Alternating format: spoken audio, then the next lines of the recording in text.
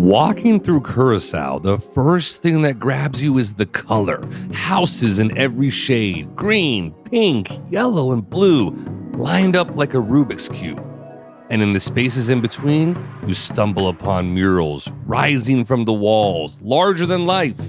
One man in particular is responsible for much of it, Mr. Francis Sling. So most of the time when I make a mural, it's not only a mural. I most of the time write a story or a poetry with it. That's him, a renowned painter, muralist, and poet with a style you can't miss. Just across Queen Emma Bridge, one of Curacao's most iconic landmarks, there's a mural that stops you in your tracks.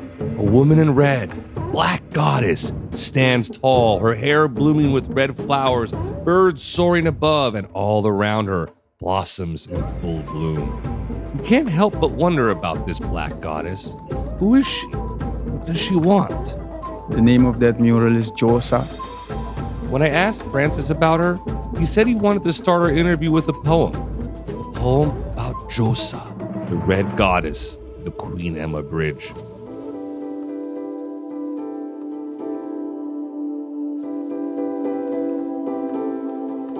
It's Josa.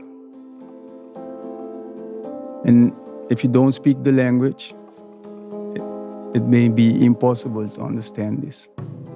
It's Josa as in I know, as in capital Y-O-U, know it. It's half Papiamento, half Spanish. Give me a pen, let me write it. Or no, give me some paint. Let me try to explain this. It's Josa. It's poetic. And if you don't speak the language, it may be impossible to understand this. Josa is the question about what God is. Is she man or is he woman? God, does he exist? Or is it a myth? It's a long-ass discussion. It often ends with, it doesn't matter what I think. But Josa is poetic.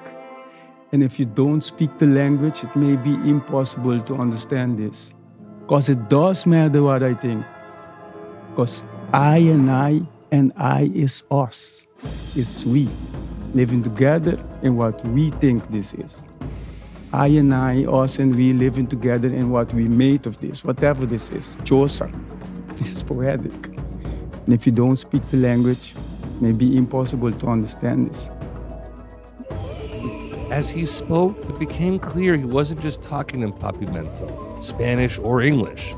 His language was something deeper, a language of colors and questions about who we are, where we come from, and the mysteries of life itself. I'm Michael Motometti, and you're listening to No Fixed Address, the world's most extraordinary people, presented by Matador Network. 2 years ago, I quit my job as a marketing executive and decided to travel the world with my wife. Hi, I'm Vanessa. And our baby daughter. We sold our home, our cars, packed a bunch of clothes into a small suitcase, and now live in a new country every single month. And something I've come to love about living on the road is the people I meet. So I decided to start a podcast. That way you can meet them too. Wow.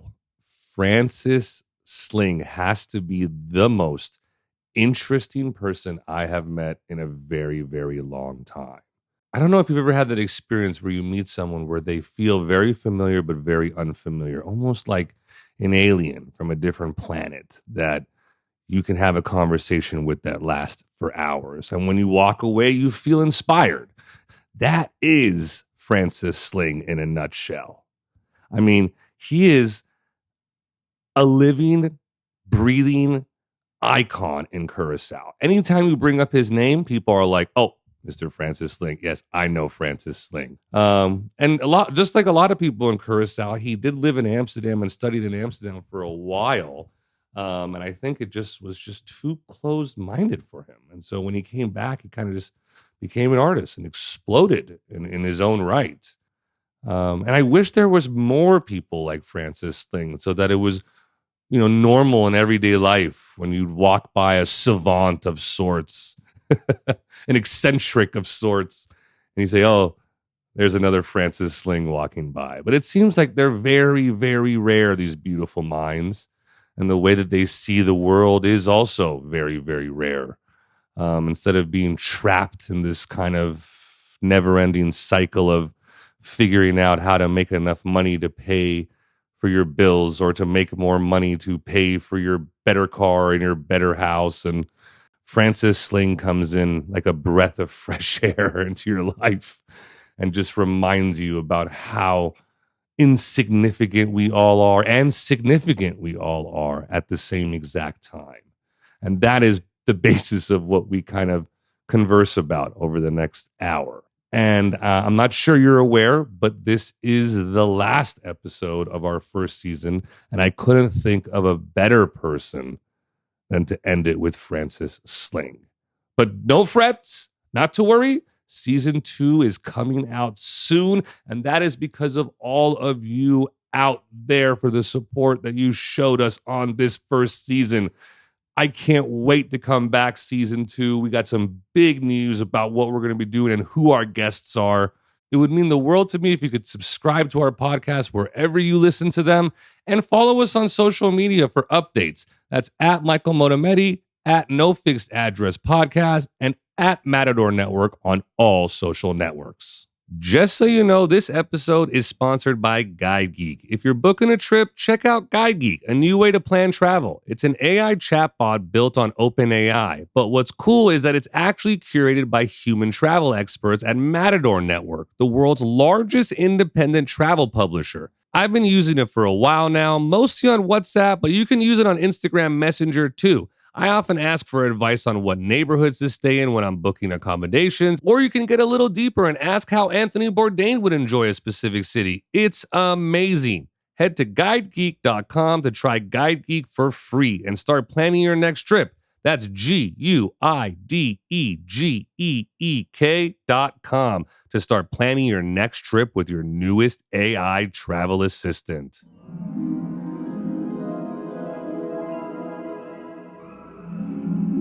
Well, Francis Sling, that was probably the best introduction we've had to any podcast. Thank you very much for sitting down with us. We're sitting in this beautiful room surrounded by your artwork. I almost kind of feel like this is as close to getting inside of your mind as possible. It's beautiful, by the way. Yeah. There's every color you could imagine here. There's flowers birthing from the ceiling, oranges, blues, purples, everything. It's so vibrant. If you were going to describe it, where are we right now? Give me the country, the city, the place, the building. Well, we right now in Curacao is a small island. You won't see it if you don't see it. But once you know it, you know it. Our flag is blue, but I think it should be yellow or red or something like that because people are much more warm here, you know, and we are loud and energetic, and the sun is also very present. I love it here. And right now we're sitting in my workplace. It was my workplace first, then it became a gallery because there's so much to see.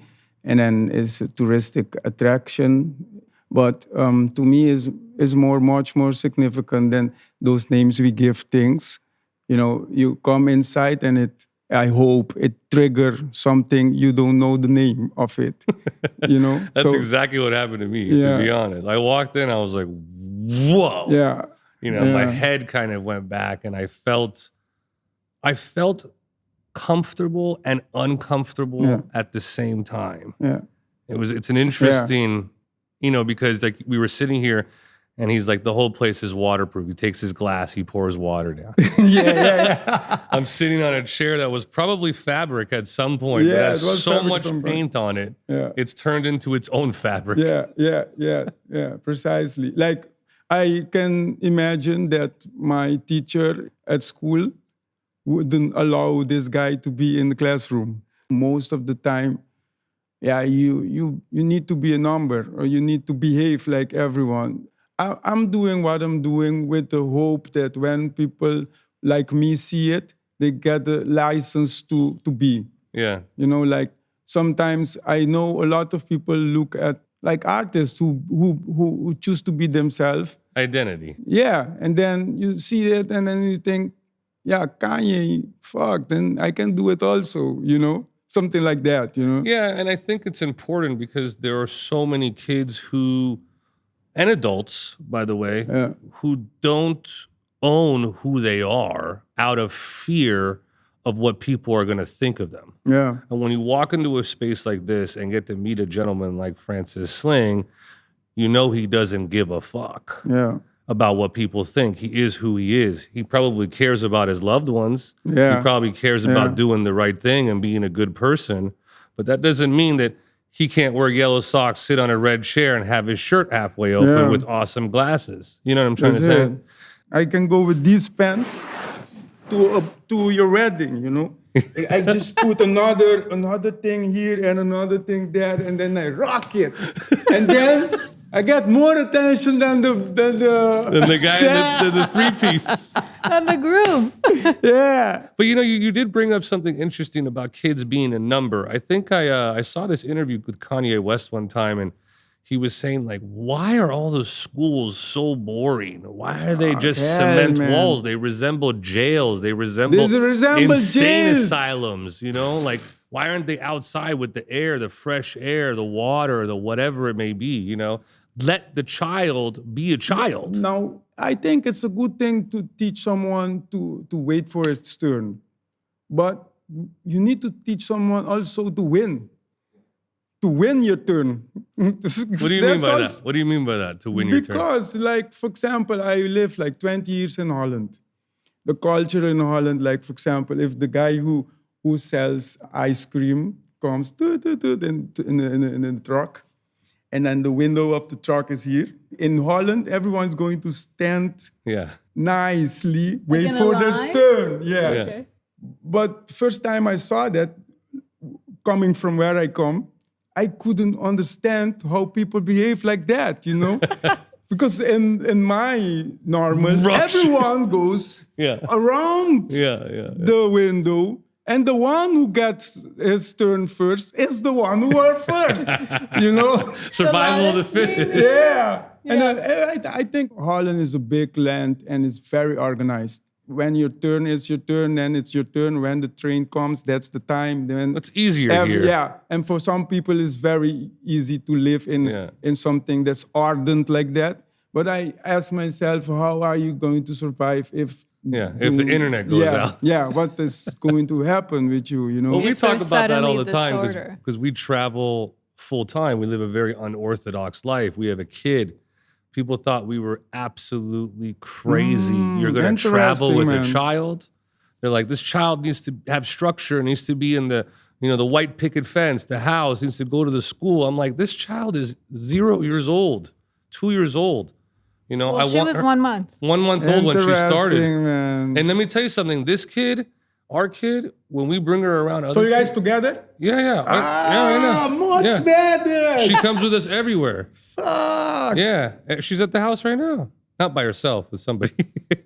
But when we take her around other children that go to the daycare every day, that to do the things that they say you're supposed to do, that have all the toys in the world, she has maybe 10 toys, dude. You know what I mean? Yeah. She doesn't have any space. She's got a suitcase, bro. Yeah. When she's around those kids, you see a big difference. Like the other day, I almost got sad, but I also was a little bit kind of like proud of it and thankful for it. We got her. We asked the lady who we're renting the house from to put a baby's bed, and we put it in there, and she's like, "That's for me, like a bed." You know what I mean? We're like, yeah, it's yours. She's like, "Thank you so much." You know what I'm saying? Like the appreciation that she has for things that, like, we go to my cousin's house, 1,500 toys. Yeah. The kid doesn't even know what to do, doesn't even know he has half of those fucking things. It's a thing, man. But to your point, I was thinking, it's a kind of life that's in disorder. It's a lot of chaos, our lives. Did you miss that when you were in Holland and that's why you came back to Curacao? Or why did you come back? Maybe not really miss, but I couldn't find myself because in Holland there's a way, maybe there's everywhere. There's a way that you should act normal. And it's also in Dutch you say, doe normaal. I can speak the language, but I cannot speak it in the accent they speak it. You know, I just speak it just playing. I act like this, and I don't want to act in the normal way. So I lived like 20 years over there. Wow. You know? And I learned a lot. At a certain point, I didn't want to do that anymore. Be something else than I am. So over here it's already difficult to be, because it's not normal what I'm doing for the most, because they do the safe thing.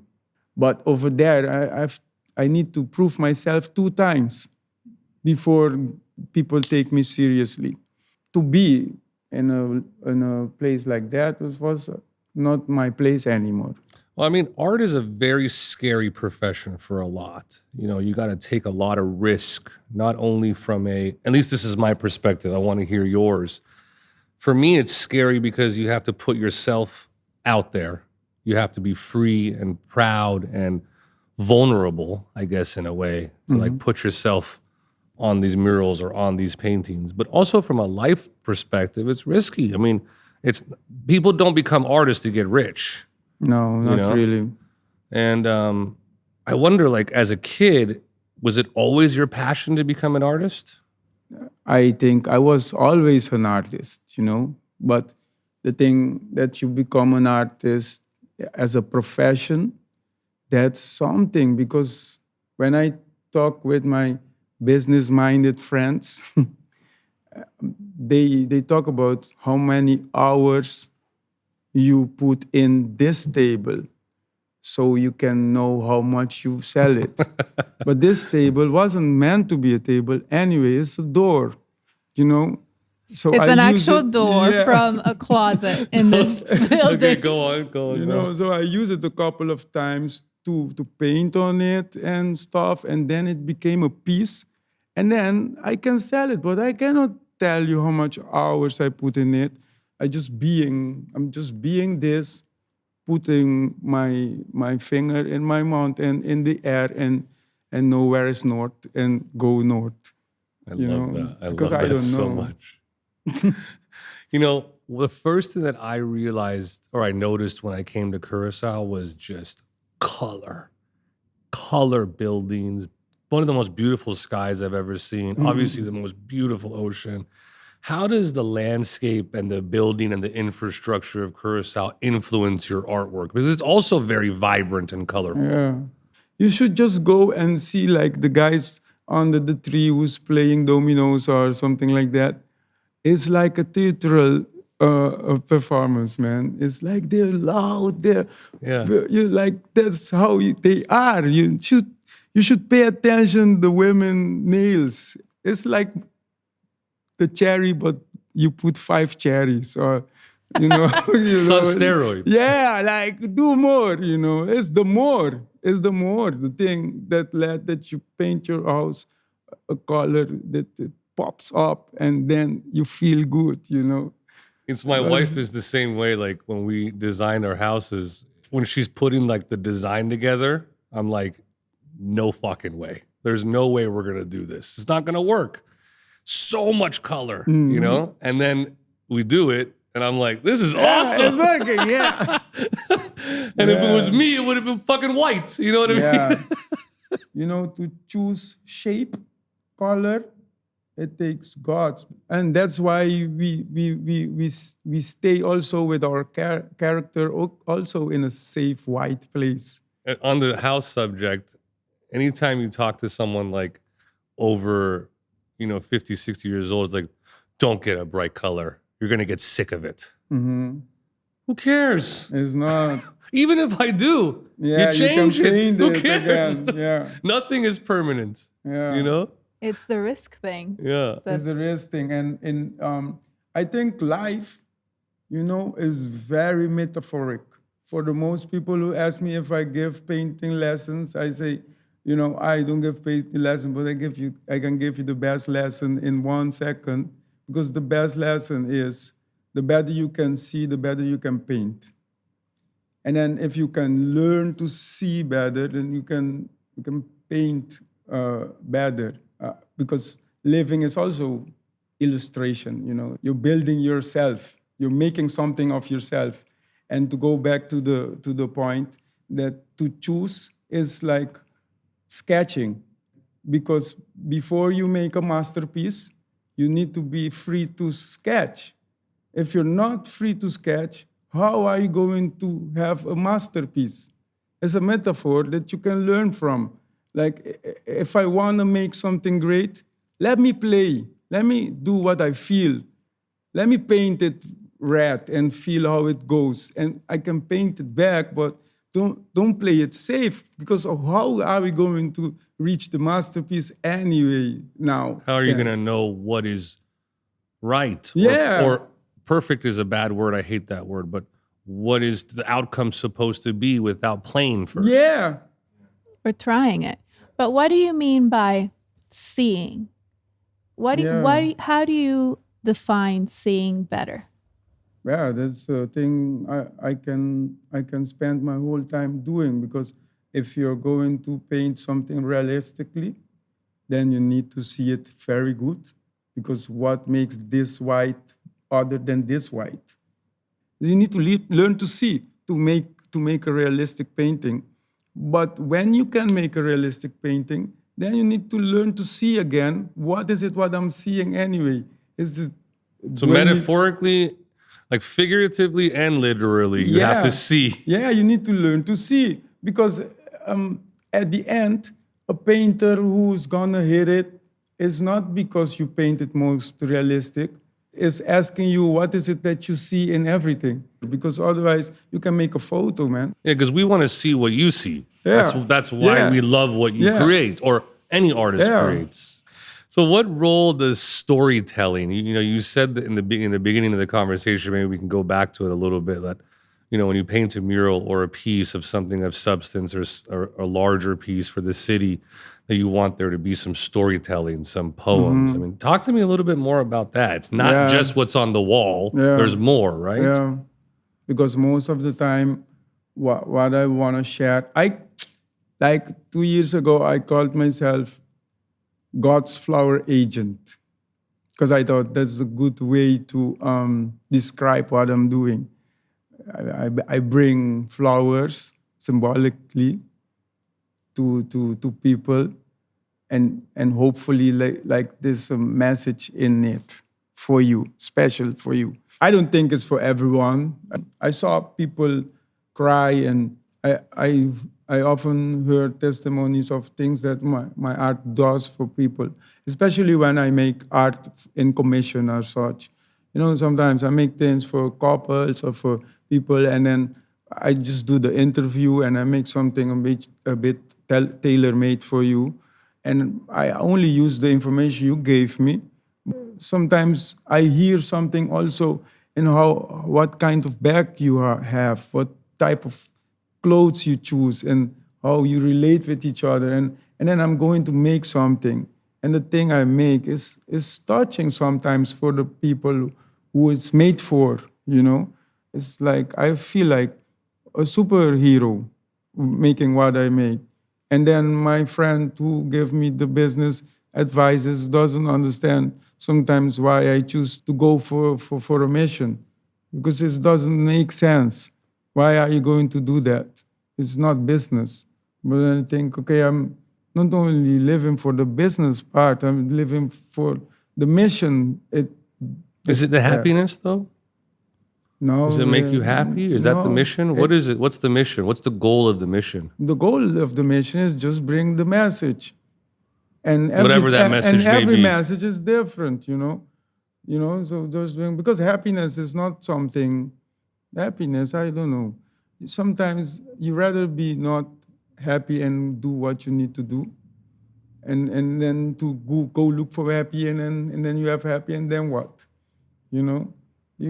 Talk to me about that. Like, so a lot of times you hear artists are tortured souls, right? Yeah. And that's how they create. Some of them. Yeah, some. I look at your work and it makes me smile.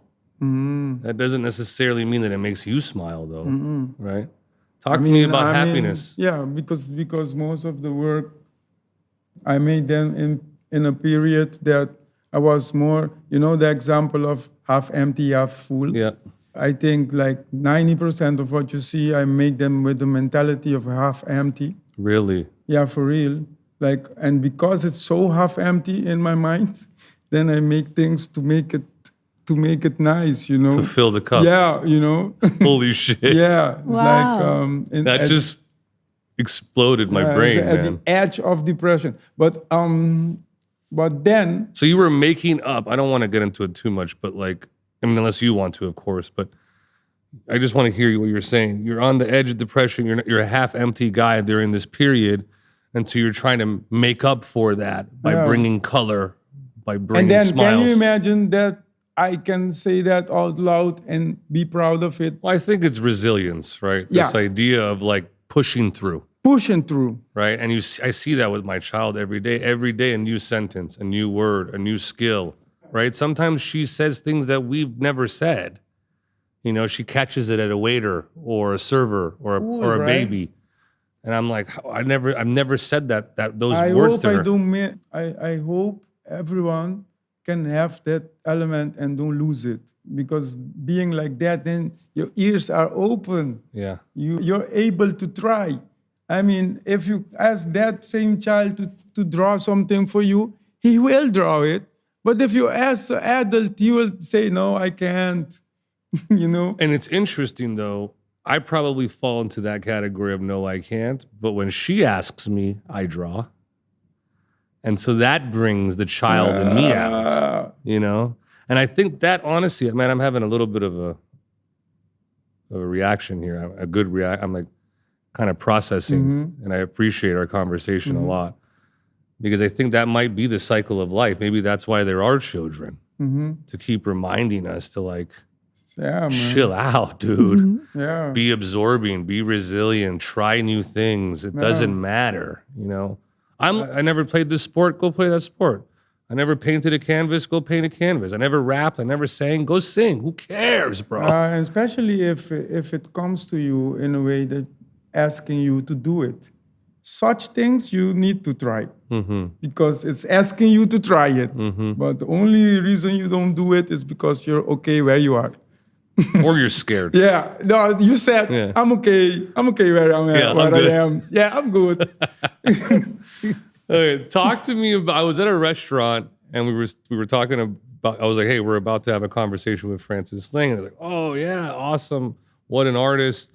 He's like, have you seen the hairless chicken? Yeah. Talk to me about that piece. A massive, massive piece of a hairless, I don't know if it's hairless because chickens don't have hair, but Yeah. a featherless. A featherless chicken. Yeah. Talk to me about this piece. And then- What is it? and What does then- it represent? As the name of the mural is Naked.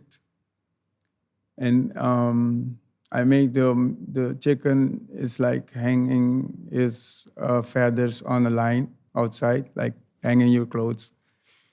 And then for me, it was something.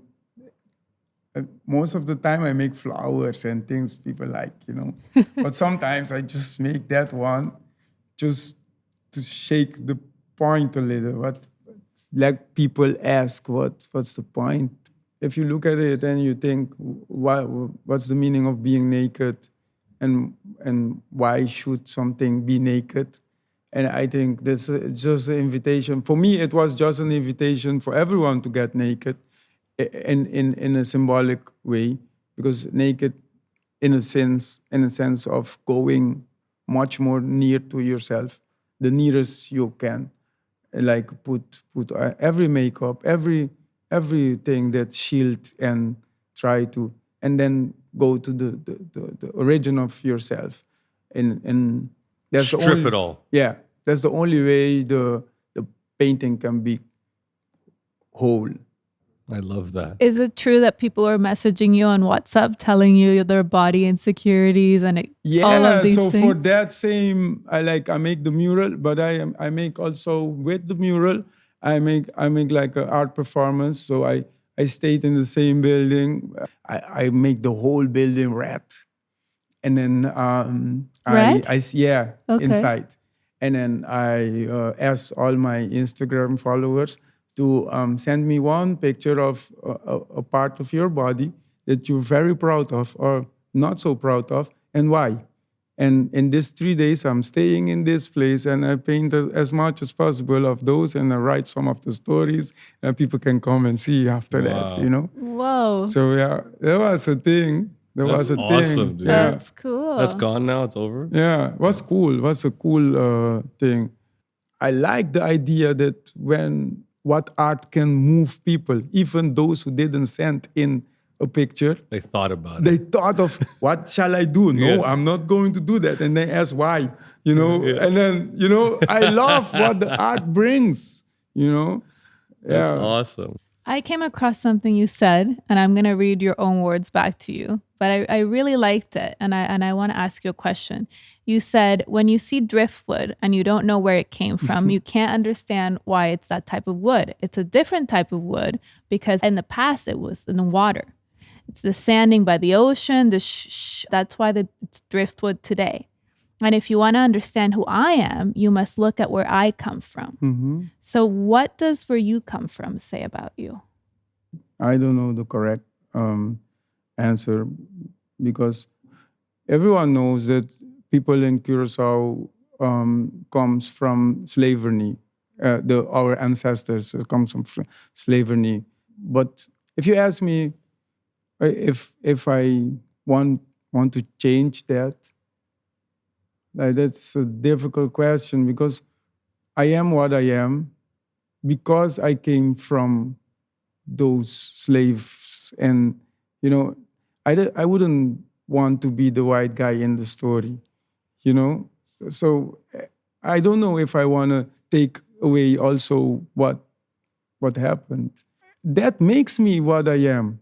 The fact that I didn't know how to, the fact that my parents were how they were and they couldn't teach me better, it's because of that I'm what I am.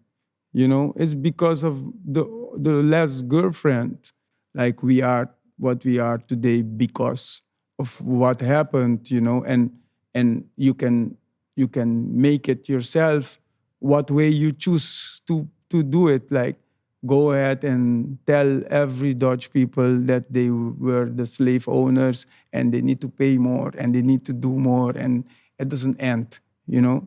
So, like, what is it in real time? I think you said it, what you just said right now. I talk about that all the time, about like how my past shapes who I am. And I don't regret it, basically anything. No, man. Maybe I've regretted some of the things I've done and the people I've hurt. I can understand that. But the things that I've gone through have led me here, have led me to my wife, have led me to my daughter, have led me to this conversation right now, here, right? Everything had to happen the way that it did for me to sit across from you and have this amazing conversation. That's being blessed. That is blessed, man. And but I think you did say something right now that I think a lot of people do need to hear. It's your decision to either embrace it and make it something beautiful, your past, or to feel sorry for yourself. And to fall flat. But man, let me think about this like this. I mean, it wasn't about how much trophies you can put on your wall. That wasn't it. It's not about learn more languages, have more money, have more. That's not success. It's more about what is everything making of me? What am I becoming? Am I becoming more godly or not? You know, am I becoming someone I can live with? You know, can you live with what you are and be okay with that? Or are you going to keep on hiding things you know you need to be courage enough to improve? Just improve them. And what's going to happen then? Then you need to get naked to do that. You know, I've never... Full circle. Yeah. I've never heard anybody frame it in that way, because when you think about something that's a tragedy that's happened in the past, you know, you always want to erase it. You always want to say, I wish that didn't happen. Like when I tell people about my great-great-great-grandfather, I'm from Colombia, I tell the story about how he was a fighter for Colombia, fighting for its independence. And as an example, to make an example of him, the Spanish cut off his head and paraded it around Colombia and then buried it somewhere and made this whole thing about it.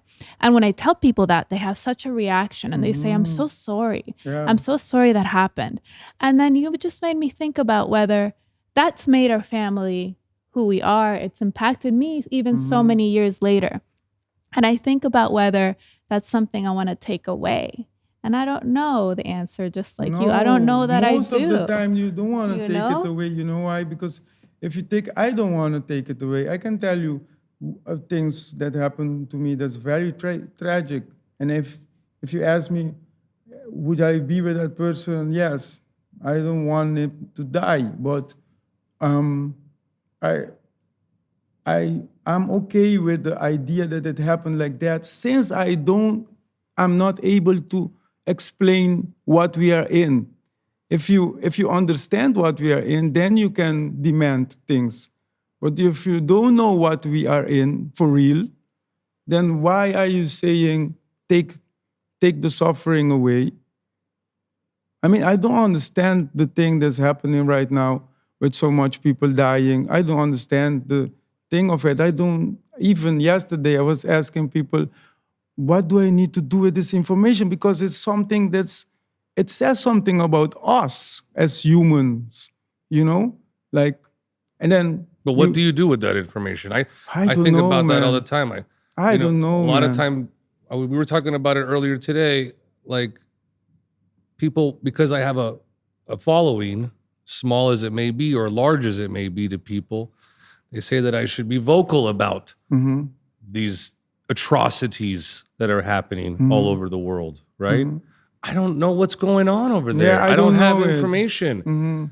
So why Can I talk on something I don't know about? And But to me, that's disrespectful. You know what I mean? Yeah, especially if you don't know what it is. I'm But hearing it from CNN. I'm hearing it from why I don't believe these people. Yeah. But you know am I? what I think we know is, like, if you hear a little bit about the problem, it's because two people thinks that both of them are right, and there's no way to meet each other. So the next time you're in a situation, there's something you can do about it. Yes, just exactly. not be the same problem. If we going around accepting that we don't know, man. We don't know. If you're true about it, like, we do our best, but we don't know where we came from, where we're going, what's the best to do anyway, you know? If you know that we don't know, then the problem will be much more Manageable. Yes. Yeah, you know? because think about every single argument you've ever had in your life, whether it's with your wife or your best friend or with two political leaders. They both know. Yeah, that's the point, man. Either with your wife, with your kid, with your best friend. The argument blows up until the point where you say, hey, you know what? Maybe you're right. Maybe I don't know. Yeah. And then it diffuses down. Yeah. Tell me, as we come to a conclusion on this wonderful conversation, tell us a little bit about Curacao. Somebody comes here, what do they have to do? Where do they have to eat? What do they have to see? If you come to Curacao, I would suggest to rent a car, you know, and be open to talk with people, because people, if once you talk with them, they will talk to you back. Just don't stay in the hotel, because that's not something you won't see the place. At the end, we always love to ask our guests a speed round. It's 4 questions. You don't need to think about it. You just answer. Oh, I hope my... Okay? If you could live anywhere in the world, where would it be? Oh, home. Here? No. Where's home? Well, home can be a lot, no? Home is where I can be with someone who want to be with me, and we can be together like that anywhere. So it doesn't matter where it is. No, that's not. That was the first time you got that answer. Yeah, I've never heard that. What are you most scared of? Oh, fuck. Lose faith. Because without faith, what? How do you define fate? It's like believing something that don't exist. What you do with the white canvas. Like, If I lose faith, I can be too always depressed and give up and you know.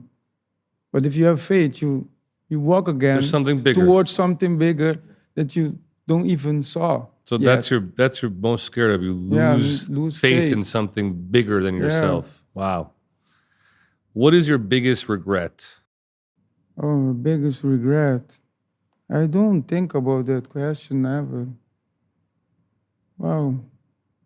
I don't know. I regret. Oh, I know what I regret. I regret breaking someone's heart.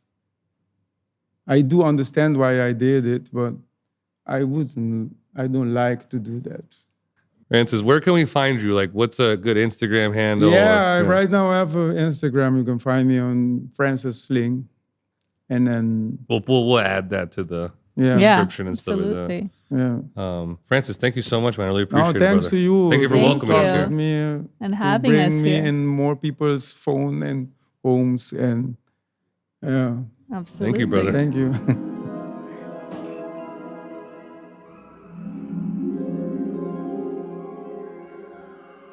Wow. Was I right? Was I right? Was that not a freaking amazing conversation with a beautiful human being? I wish you could be here with me when I'm with these individuals. Well, thank you for listening. No Fixed Address is presented by Matador Network. See you on season 2.